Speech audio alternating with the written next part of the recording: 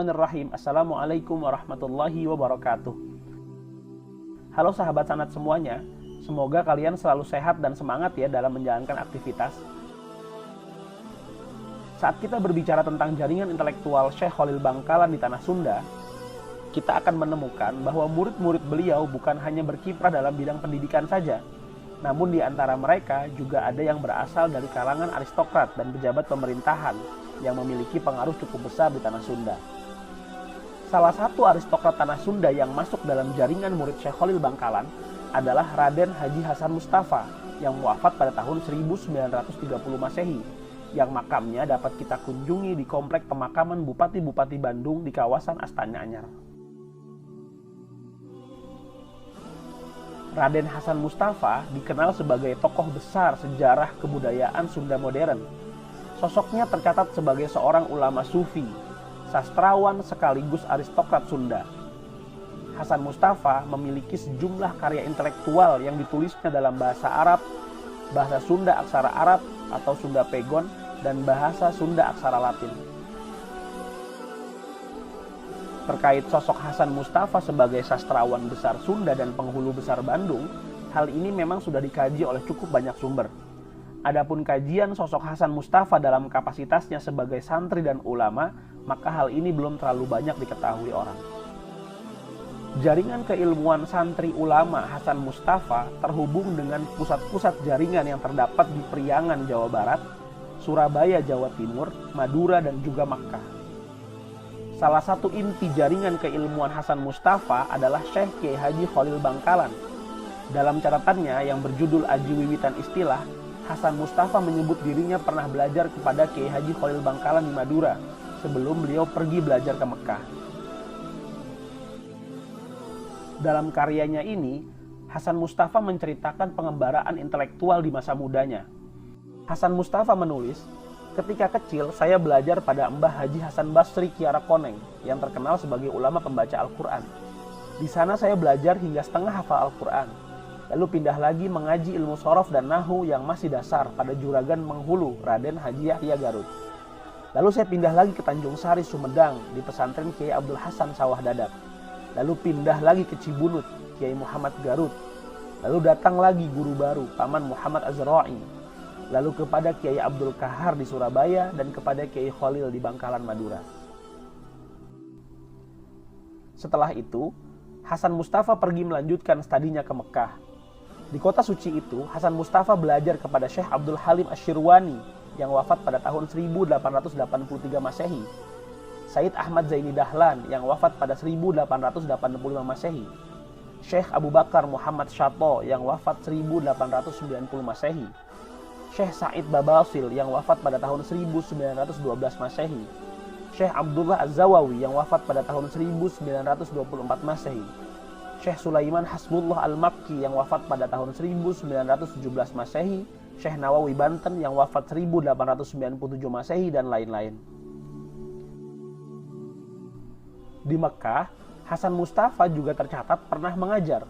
Hal ini setidaknya terjadi pada kurun masa 1878 sampai 1885 Masehi. Saat itu usianya masih terbilang relatif muda loh ya, kira-kira 26 tahun lah, karena beliau lahir pada tahun 1852 Masehi. Karirnya sebagai guru para pelajar Sunda di Mekah pada akhir abad 19 Masehi ini terekam dalam sumber sezamannya, yaitu buku Mekkah karya Snok Hogronj yang ditulis pada tahun 1888 Masehi.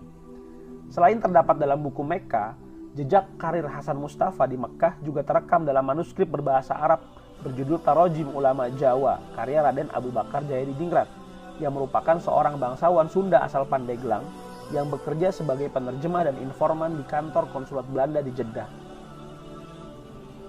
Dalam buku berjudul Mekah, Snok menulis, "Kita akan sejenak bersama para ahli ilmu yang berasal dari Sunda di Mekah. Perhatian kami telah tertarik oleh dua orang sosok ulama dari Sunda yang memiliki jumlah murid yang begitu banyak. Rata-rata para murid dua ulama Sunda itu berasal dari para pemuda Priangan. Kedua ulama Sunda itu adalah Syekh Muhammad Garut dan Syekh Hasan Mustafa, yang dikenal dengan nama daerah asal mereka di Priangan, yaitu Garut. Hasan Mustafa adalah murid dari Syekh Muhammad ketika masih berada di Pulau Jawa dahulu. Hasan Mustafa telah datang ke Mekah sejak 14 tahun silam dengan tujuan untuk belajar ilmu dari para guru di Mekah, semisal Syekh Hasbullah, Syekh Mustafa, Syekh Abdullah Az-Zawawi, dan lain-lain. Sejak sekitar 10 tahun yang lalu, Hasan Mustafa telah mengajar di Mekah. Ia juga mengarang beberapa kitab yang dicetak di Mesir, di antaranya adalah kitab dalam bidang ilmu puisi Arab. Rumah Hasan Mustafa senantiasa dipenuhi oleh para pelajar setelah waktu sholat subuh dan setelah waktu sholat zuhur.